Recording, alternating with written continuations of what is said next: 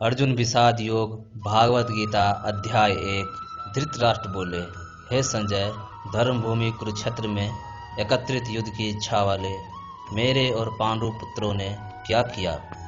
संजय बोले, उस समय राजा दुर्योधन ने व्यूहरचना युक्त पांडवों की सेना को देखा और द्रोणाचार्य के पास जाकर यह वचन कहा, हे आचार्य, आपके बुद्धिमान शिष्य द्रुपद पुत्र धृष्टद्युम्न द्वारा व्यूहाकार खड़ी की हुई पांडु पुत्रों की इस बड़ी भारी सेना को देखिए। इस सेना में बड़े बड़े धनुषों वाले तथा युद्ध में भीम और अर्जुन के समान सूरवीर सात्यकी और विराट तथा महारथी राजा द्रुपद, दृष्टकेतु और चेकितान तथा बलवान काशीराज पुरुजित, कुंती भोज और मनुष्यों में श्रेष्ठ सव्य पराक्रमी युधामन्यु तथा बलवान उत्तमौजा सुभद्रा पुत्र अभिमन्यु एवं द्रौपदी के पांचों पुत्र, ये सभी महारथी है। हे ब्राह्मण श्रेष्ठ, अपने पक्ष में भी जो प्रधान है उनको आप समझ लीजिए। आपकी जानकारी के लिए मेरी सेना के जो सेनापति हैं उनको मैं बतलाता हूँ। आप द्रोणाचार्य और पितामह भीष्म तथा कर्ण और संग्राम विजयी कृपाचार्य तथा वैसे ही अश्वत्थामा, विकर्ण और सोमदत्त का पुत्र भूमिश्रवा और भी मेरे लिए जीवन की आशा त्याग देने वाले बहुत से सूरवीर अनेक प्रकार के शास्त्रास्त्रों से सुसज्जित और सबके सब युद्ध में चतुर है। भीष्म पितामह द्वारा रक्षित हमारी सेना सब प्रकार से अजय है और भीम द्वारा रक्षित इन लोगों की यह सेना जीतने में सुगम है। इसलिए सब मोर्चों पर अपनी अपनी जगह स्थित रहते हुए आप लोग सभी निसंदेह भीष्म पितामह की ही सब ओर से रक्षा करें। कौरवों में वृद्ध बड़े बर्तावी पितामह भीष्म ने उस दुर्योधन के हृदय में हर्ष उत्पन्न करते हुए उस स्वर से सिंह की दहाड़ के समान गरज कर शंख बजाया। इसके पश्चात शंख और नगारे तथा ढोल मृदंग और नरसिंहे आदि बाजे एक साथ ही बज उठे। उनका वह शब्द बड़ा भयंकर हुआ। दोस्तों, दुर्योधन के दुराचारी शब्द ने भीष्म पितामह को युद्ध के लिए उत्तेजित कर दिया, जिसके वजह से भीष्म पितामह ने गुस्से से शंख बजाकर युद्ध का आयोजन किया। इसके दोस्तों, अब हम अपने अगले अध्याय की ओर बढ़ते हैं।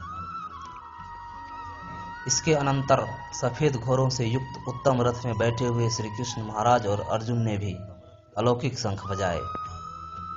श्री कृष्ण महाराज ने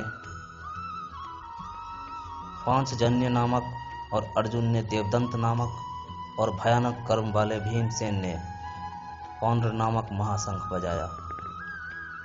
कुंती पुत्र राजा युधिष्ठिर ने अनंत विजय नामक और नकुल तथा सहदेव ने सुघोष और मणिपुष्पक नामक शंख बजाए। श्रेष्ठ धनुष वाले काशीराज और महारथी शिखंडी एवं दृष्टद्युम्न तथा राजा विराट और अजय सात्यकी, राजा द्रुपद एवं द्रौपदी के पांचों पुत्र और बड़ी भुजा वाले सुभद्रा पुत्र अभिमन्यु, इन सभी ने हे राजन सब ओर से अलग अलग शंख बजाए और उस भयानक शब्द ने आकाश और पृथ्वी को गुंजाते हुए धृतराष्ट्रों के अर्थात आपके पक्षवालों के हृदय विदीर्ण कर दिए। ये सभी बातें संजय महाराज धृतराष्ट्र महाराज को समझा रहे थे। संजय बोले, हे राजन, इसके बाद कापीध्वज अर्जुन ने मोर्चा बांधकर डटे हुए धृतराष्ट्र संबंधियों को देखकर उस शस्त्र चलाने की तैयारी के समय धनुष उठाकर ऋषिकेश श्री कृष्ण महाराज से यह वचन कहा, हे अतुच्य, मेरे रथ को दोनों सेनाओं के बीच में खड़ा कीजिए और जब तक कि मैं युद्ध क्षेत्र में डटे हुए युद्ध के अभिलाषी इन विपक्षी योद्धाओं को भली प्रकार से देख ना लूं कि इस युद्ध रूप व्यापार में मुझे किन किन के साथ युद्ध करना योग्य है, तब तक उसे खड़ा रखिए। दुर्बुद्धि दुर्योधन का युद्ध में हित चाहने वाले जो ये राजा लोग इस सेना में आए हैं, इन युद्ध करने वालों को मैं देखूंगा। संजय बोले, हे धृतराष्ट्र, अर्जुन द्वारा कहे अनुसार महाराज श्री कृष्णचंद्र ने दोनों सेनाओं के बीच में भीष्म और द्रोणाचार्य के सामने तथा संपूर्ण राजाओं के सामने उत्तम रथ को खड़ा कर इस प्रकार कहा कि हे पार्थ, युद्ध के लिए जुटे हुए इन कौरवों को देख। इसके बाद पृथापुत्र अर्जुन ने उन दोनों ही सेनाओं में स्थित ताऊ चाचों को, दादों परदादों को, गुरुओं को, मामाओं को, भाइयों को, पुत्रों को, पौत्रों को तथा मित्रों को, ससुरों को, उन उपस्थित संपूर्ण बंधुओं को देखकर वे कुंती पुत्र अर्जुन अत्यंत करुणा से युक्त होकर शोक करते हुए यह वचन बोले। अर्जुन बोले, हे कृष्ण, युद्ध क्षेत्र में डटे हुए युद्ध के अभिलाषी इस स्वजन समुदाय को देखकर मेरे अंग शिथिल हुए जा रहे हैं और मुख सुखा जा रहा है तथा मेरे शरीर में कंप एवं रोमांच हो रहा है। हाथ से गांडीव धनुष गिर रहा है और त्वचा भी बहुत जल रही है तथा मेरा मन भ्रमित सा हो रहा है, इसलिए मैं खड़ा रहने को भी समर्थ नहीं हूँ। हे केशव, मैं लक्षणों को भी विपरीत ही देख रहा हूँ तथा युद्ध में स्वजन समुदाय को मारकर कल्याण भी नहीं देखता।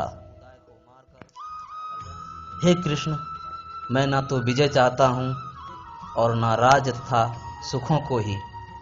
हे गोविंद, हमें ऐसे राज्य से क्या प्रयोजन है अथवा ऐसे भोगों से और ऐसे जीवन से भी क्या लाभ है।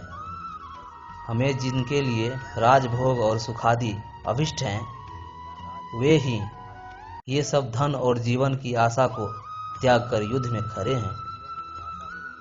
गुरुजन, ताऊ चाचे, लड़के और उसी प्रकार दादे मामे ससुर पौत्र साले तथा और भी संबंधी लोग हैं। हे मधुसूदन, राज्य के लिए भी मैं इन सब का मारना नहीं चाहता। अर्जुन जी बोले, हे जनार्दन, धृतराष्ट्र के पुत्रों को मारकर हमें क्या प्रसन्नता होगी। इन आताताइयों को मारकर तो हमें पाप ही मिलेगा। अतएव हे माधव, अपने ही बांधव धृतराष्ट्र के पुत्रों को मारने के लिए हम योग्य नहीं हैं, क्योंकि अपने ही कुटुंब को मारकर हम कैसे सुखी होंगे। यद्यपि लोभ से भ्रष्टित हुए ये लोग कुल के नाश से उत्पन्न दोष को और मित्रों से विरोध करने में पाप को नहीं देखते, तो भी हे जनार्दन, कुल के नाश से उत्पन्न दोष को जानने वाले हम लोगों को इस पाप से हटने के लिए क्यों नहीं विचार करना चाहिए। दोस्तों, अर्जुन जी अपने रिश्तेदारों, नातादारों, भाई बंधुओं को देखकर धर्म संकट में पड़ जाते हैं, इसीलिए युद्ध करने से वो पीछे हटने चाहते हैं। आगे सुनिए। कुल के नाश से सनातन कुल धर्म नष्ट हो जाते हैं तथा धर्म का नाश हो जाने पर संपूर्ण कुल में पाप भी बहुत फैल जाता है। ये सभी सब अर्जुन जी महाराज बोल रहे हैं श्री कृष्ण से। हे श्री कृष्ण, पाप के अधिक बढ़ जाने से कुल की स्त्रियां अत्यंत दूषित हो जाती है और हे वैष्णव, स्त्रियों के दूषित हो जाने पर वर्ण संकर उत्पन्न होता है। वर्ण संकर कुल घातियों को और कुल को नरक में ले जाने के लिए ही होता है। लुप्त हुई पिंड और जल की क्रिया वाले अर्थात श्रद्धा और तर्पण से वंचित इनके पितर लोग भी उद्योग गति को प्राप्त होते हैं। इन वर्ण संकर कारक दोषों से कुल घातियों के सनातन कुल और धर्म और जाति धर्म नष्ट हो जाते हैं। हे जनार्दन, जिनका कुल धर्म नष्ट हो गया है, हे जनार्दन, जिनका कुल धर्म नष्ट हो गया है, ऐसे मनुष्य का अनिश्चित काल तक नरक में वास होता है, ऐसा हम सुनते आए हैं। हम लोग बुद्धिमान होकर भी महान पाप करने को तैयार हो गए हैं, जो राज्य और सुख के लोभ से स्वजनों को मारने के लिए उद्धत हो गए हैं।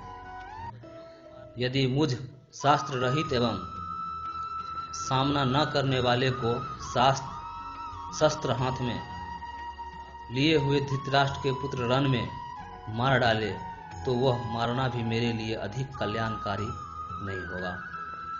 संजय बोले, रणभूमि में शौक से उद्विग्न मन वाले अर्जुन इस प्रकार कहकर वाणी रहित धनुष को त्याग कर रथ के पिछले भाग में जाकर बैठ गए। इससे अगले एपिसोड अगले वीडियो में देखेंगे। तब तक के लिए जय श्री कृष्णा, जय हिंद।